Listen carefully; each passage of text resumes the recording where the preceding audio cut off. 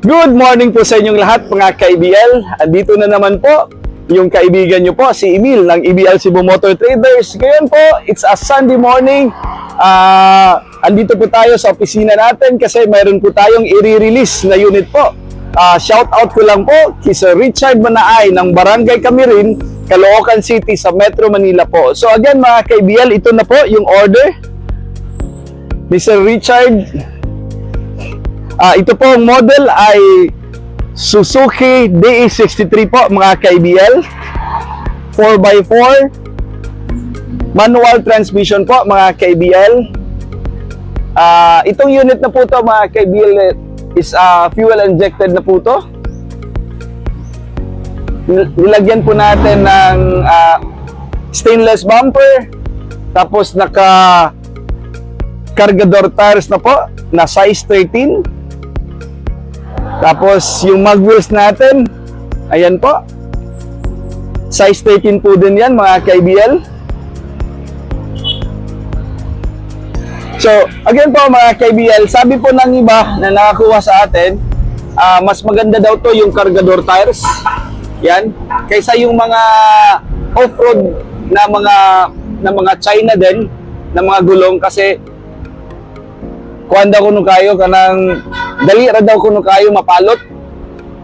So ito talagang matibay to, itong mga kind of tires po, itong cargador na nilalagay natin sa ating unit.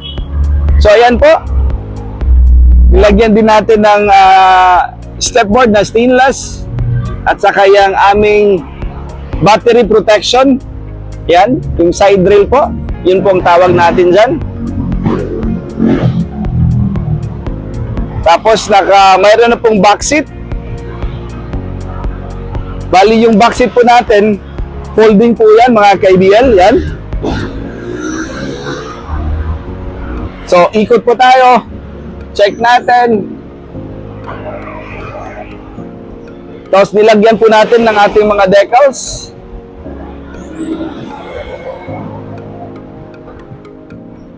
Para mas magandang tingnan. Para astig po mga ka-EBL. Yan. So yung pintura natin dito po mga ka-EBL is Anzal Urethane Paint. Ayan.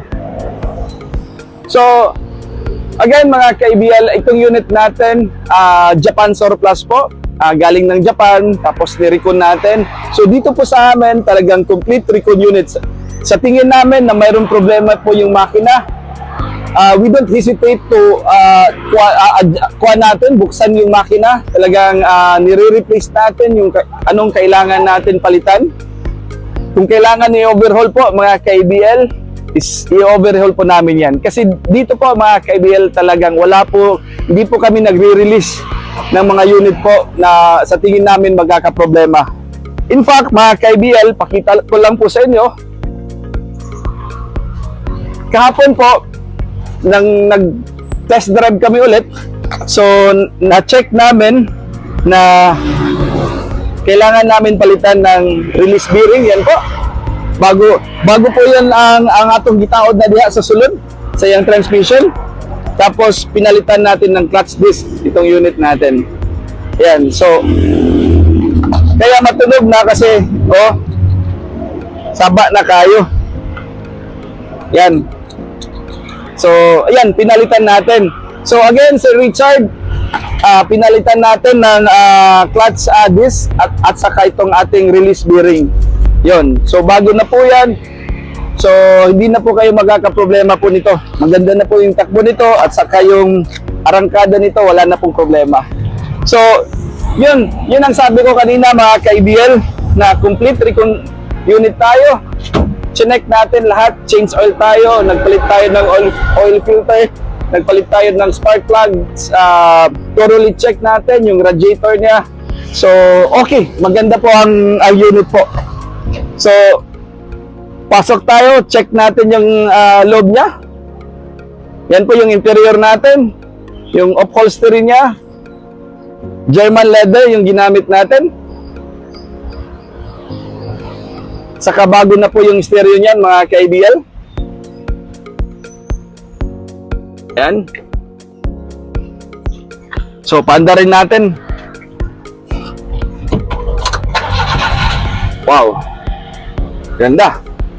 Pin, check natin yung iyahang tambutso ha, yung muffler ha.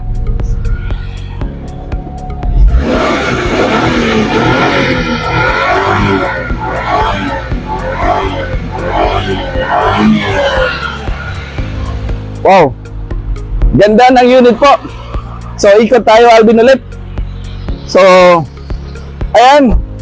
Bago po yung battery. So, ang ganda talaga ng unit po.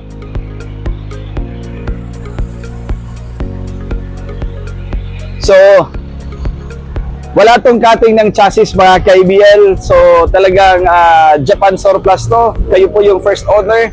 So, kung katulad ni Sir Richard, galing siya ng Manila, nanonood lang siya sa ating channel natin, sa YouTube channel natin. Talagang nag-order po sila sa atin. So, again mga ka-ABL, kung gusto niyo po ng ganitong unit, marami po kaming ina-assemble sa yard namin. Pwede kayong makapili ng gusto, kung anong gusto nyong kulay. Tapos yung registration po, direct na po sa pangalan nyo. So, yun ang tanong natin. Ang karamihan ng tanong ng mga viewers natin, yung mga followers po natin, magkano po yung ganitong unit?